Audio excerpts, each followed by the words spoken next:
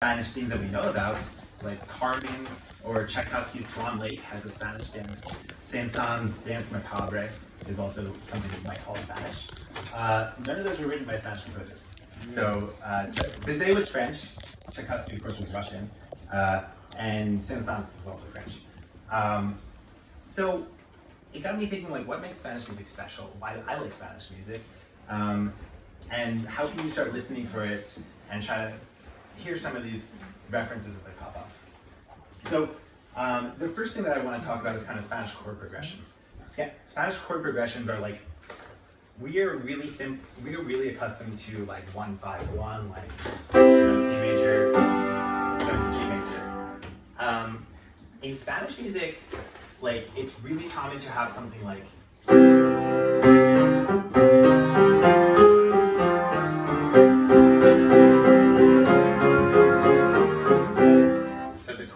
we're using ones and twos a lot. It's also really common to have the minor one going to the major five. So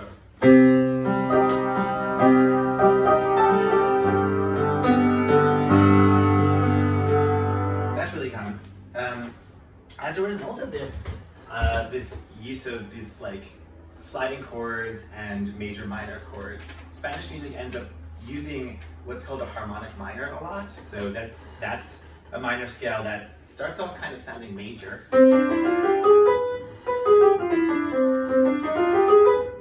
And it has that skip at the end. So this whole last section of the concert is going to be Spanish themed. So listen for that skip, because it's going to pop up. It's going to pop up. But wait, you might say, if we were listening carefully, we would have heard in the Hungarian Rhapsody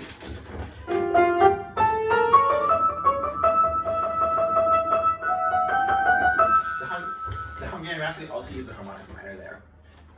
And the harmonic minor and those chord progressions are not limited to Spanish music. In fact, I think a lot of gypsy influenced music throughout the whole region. Hungarian music, Polish music, Spanish music. So we can trace a lot of musical idioms that appear in music like all around to the Gypsy and the Roma. So those first two things are something to think about. The second thing, Spanish rhythms, of course. We know like the tango, or the bolero. I would say the emphasis in Spanish music is always on the two.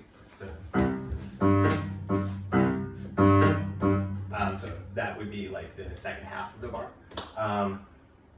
Again, you can point to the Hungarian Rhapsody, which is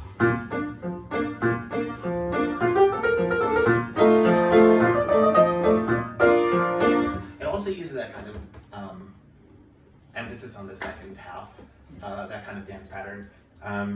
Again, these musical idioms are not absolute, and they're more of a continuous spectrum.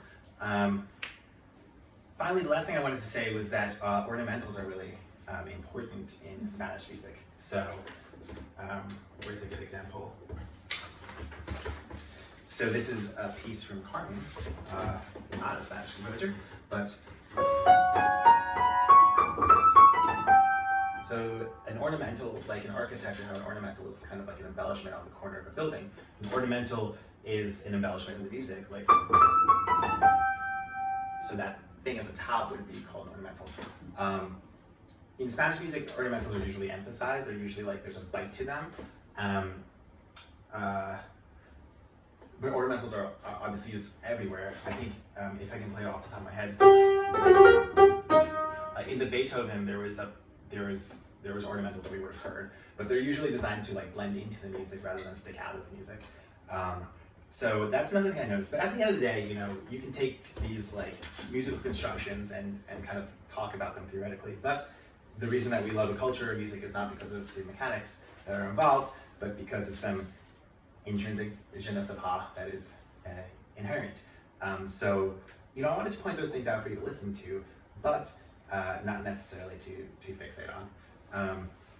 So for the contorni, as a little side dish in this program, we are going to play some music by a Spanish composer who's one of the more famous Spanish composers in the canon. Albanese, he came of age kind of in the late 1800s. He was very influenced by Debussy from France. So without going too deep into it, Debussy invoked a lot of different modalities and scales, like the whole tone scale. And Debussy found a way to make these all work in music that had traditionally not used these. And so Albanese and others were very inspired by that. But we'll start with Seguridilla. And then we're going to go on to Granada, which is a slower movement, and Sevilla, which is more of a fast dancer movement.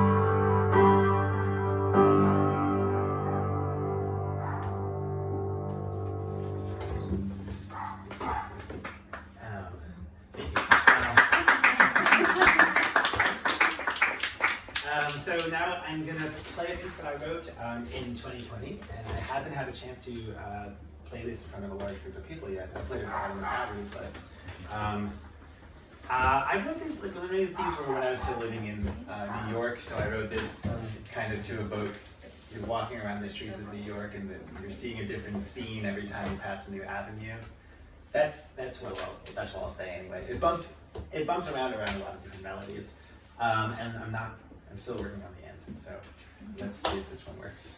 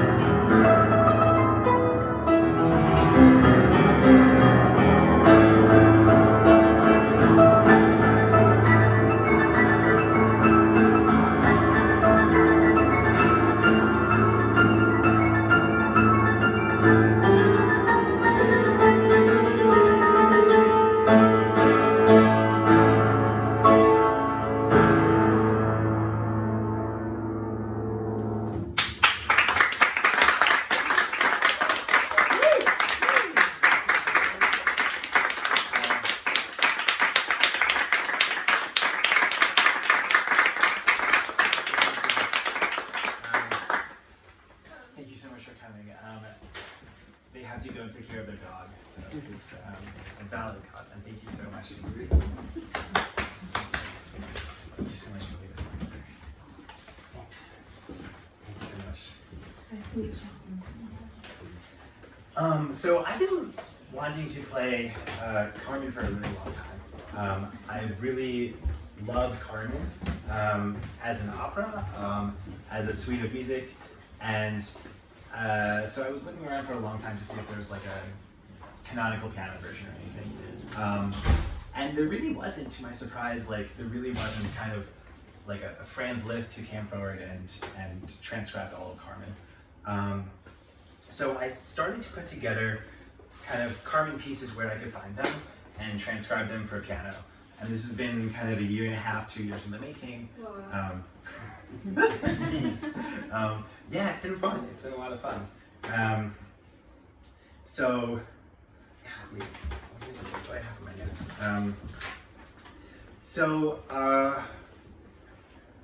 Carmen, as you know, tells a story of a gypsy named Carmen, who the opera starts when she's under arrest, and she seduces Don Jose, who's the guard who's like in charge of bringing her to get executed. She seduces him, gets him to let her go, and then they fall in love, kind of, and spend like the whole second act like in love. And then Don Jose is at that point a criminal because he broke the law. And he goes home to visit his mom, and in that time Carmen kind of drifts. And he comes back to her eventually, and she's not really in love with him anymore. And she flirts with the Toreador, which gets him really mad, and he stabs her. That's how the opera ends. It's an opera. It's an opera. It's a misogynist opera. But What was she under arrest for? I think stealing something or something, some gypsy related thing. But Damn gypsies. yeah. So I have two versions of the habanero you'll see in the program notes. The habanero is the famous one that we all know from Carmen. And the habanero is when Carmen is seducing Don Jose. So it's this, like, traditionally it's this very violent theme, because it's like the theme that kind of leads to her ultimate death.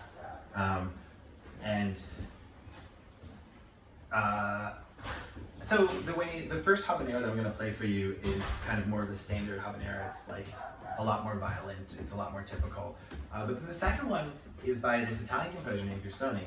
I had never heard of Busoni. I don't know if he's like big in Italy or anything. No, I hadn't heard of him before this either. But his version of the habanero is like so much more nice and relaxed and calm. And I was like meditating on that for a little bit, and I think it's like there's something profound there about kind of just calmly accepting the path of fate as it is outlined in front of you, you know? But I hope you enjoy kind of the juxtaposition between the two of them, and yeah, Busoni's version is, I would say, the one that departs the most from the kind of original spirit of the score. The other versions are pretty typical. The last one is by Vladimir Horowitz, who's a Ukrainian, so we did play the Ukrainian benefit concerts. Vladimir Horowitz is known as one of the best piano players of all time. He was a Ukrainian, he left the Soviet Union rather than to compete in the Chopin piano competition, which is one of the biggest piano competitions, on behalf of the Soviet Union. Variations of the Gypsy Dance is one of the few songs that he played consistently throughout his life, from his 20s all the way up to the Jimmy Carter White House. This is the one where Sheila danced for me. Where is Sheila? She's from the bathroom. Oh, okay. Sheila danced to this song, and she was a beautiful Carmen. Okay, let me get my music on.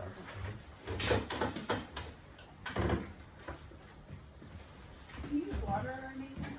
No, I'm fine, thank you.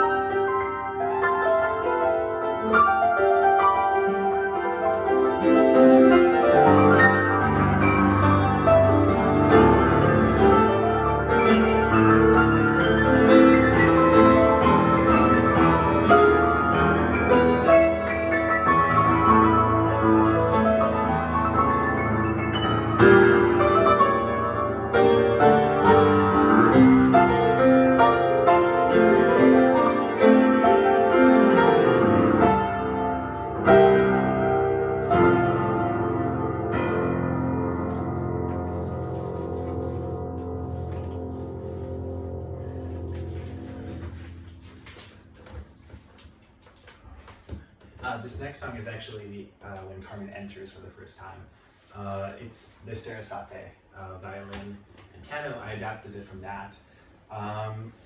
This piece is a really famous one in the violin repertoire, is Sarasate Carmen Fantasy, and it's the piece that I first fell in love with Carmen playing in the orchestra for some violinists in this piece. So it's really, the whole suite is very beautiful. So you should definitely check it out.